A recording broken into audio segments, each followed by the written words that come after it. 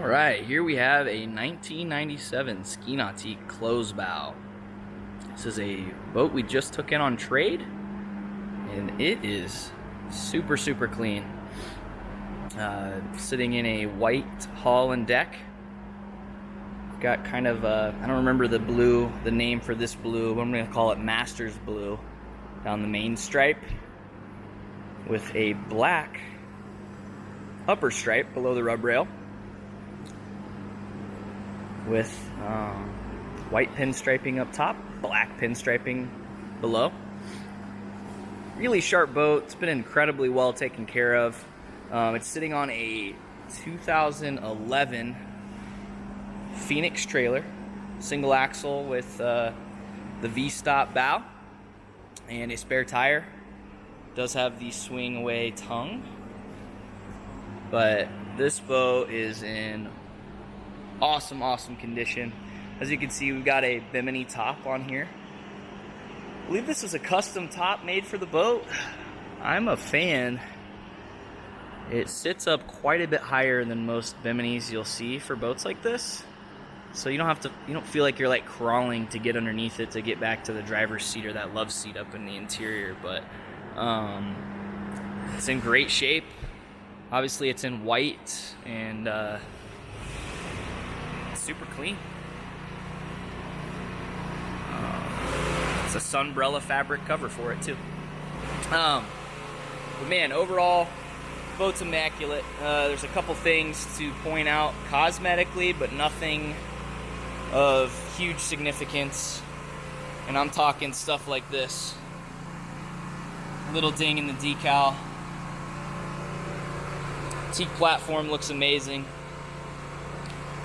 Around the transom in the blue, you'll see a really light fade, like around towards the back, and I don't even know if it's going to show up on camera, but just a slight fade, and it's a 20-some-year-old boat, so you're going to see a few cosmetic things on it, and fading in the blue is one of them, but it's super minor. Our Nautique graphic on this side is missing a corner on the T, but the rest of the letters are looking really good. The pinstriping, it all looks like it's brand new. I can't find really anything wrong with the pinstriping or the gel in terms of scratches or cracks or anything like that. The hull bottom has a few scrapes from the trailer. I don't know if you guys can see this, but there are some scratches on the bottom and some scuffs, but nothing like into the fiberglass. If I can get up right on those, you'll see nothing you can do about that. So, closed bow, obviously. The bow, the gel is still nice and shiny. It's not sunburnt or anything. This thing is very obviously spent a lot of time indoors, if I had to guess. See a little bit of dry rot around this window frame, but some life left in that. It's not flaking apart or anything. Walking back down this other side here, you're gonna see like one light scratch right there. You can kind of see where they used to have some of the numbers on the side. It's a little halo around where that used to be, but you take a step back and you really can't see that. That's only when you get right up on it. There are like a few tiny like pock marks on here. They're super light. We did buff on it and they didn't come out, but maybe if somebody got in there with the wet sand, it could take some of those out. But again, those are like really light, and you don't see them until you step away. Our decal on the starboard side, there's a couple spots where there's little pieces or little chunks out of the letters, but overall look pretty darn good. Trailer has vault hubs, which is sweet. Top and side. On the transom, got the lift ring, hook up for your anchor light, Coming inside, let me get this stupid thing out of the way. I forgot to move the bimini cover before I started the video. Roll that up here in the corner. This has had a newer interior put in, and it's a factory replica interior, except they didn't put the correct craft logos on the Love driver's seat or the rear seat.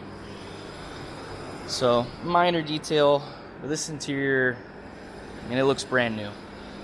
Had to have been done pretty darn recent. We got it this way, but not a mark, not a split, nothing. It is looking really good. It does have a 4-speaker stereo system, so we've got the speakers in the back corners, and then 2 more up front. Got our nice step pads. The foam, you always see this foam start to like shrink and dry up. And this looks really good, and that's from just the sun being on it. So I think, again, a testament to how well this boat's been cared for. The engine hatch has the netting there for storage, cup holders, and the vinyl on that cover is perfect. Let's go ahead and open this up. This boat is equipped with a 351 Windsor carbureted polycarb. It has chrome header covers. It is freshly serviced. We've done oil, filters, impeller, and it is ready to roll. Thing runs great. We'll have a water video of it. One thing you will see, it does have perfect pass, so it has the servo for perfect pass over there.